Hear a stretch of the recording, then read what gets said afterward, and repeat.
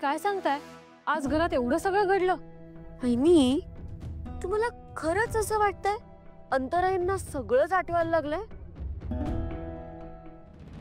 असं नक्की नाही सांगता येणार मला सरू, पण ज्या अर्थी अंतराई त्यांच्याही नकळत आजींना आई म्हणाल्या, त्यावरनं माझी खात्री पटत चालली की त्यांना थोडं थोडं का होईना पण आठवतंय. हा बहिणी, आज सकाळी ना लीला आणि अंतराई दोघीही घरी नव्हत्या आणि दोघी ऑलमोस्ट एकाच वेळेला परत आल्या.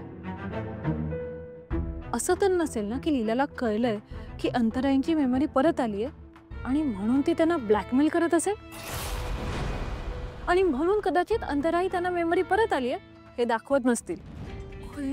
वहिनी, वहिनी तुम्ही इतके सॉलिड आहेत ना. मला वाटतं ना तुम्ही ना ते सीआयडी मध्ये काम करायला हवं. म्हणजे तुम्ही पण म्हणाला असतात सरू कुछ तो गडबड है. Sorry sorry sorry. गडबड वगैरे काही नाही. मला नाही वाटत त्या लीलामध्ये अंतराईंना ब्लॅकमेल करण्या इतका वगैरे दम आहे.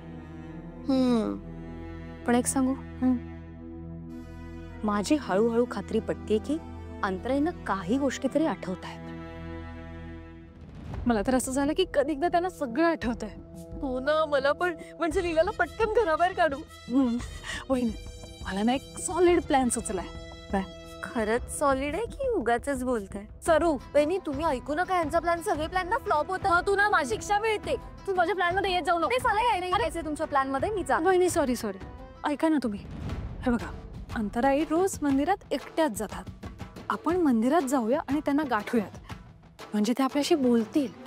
कारण घरी कसं लीलासारखी त्यांच्या मागे मागे असते म्हणून त्यांना बोलता येत नसेल.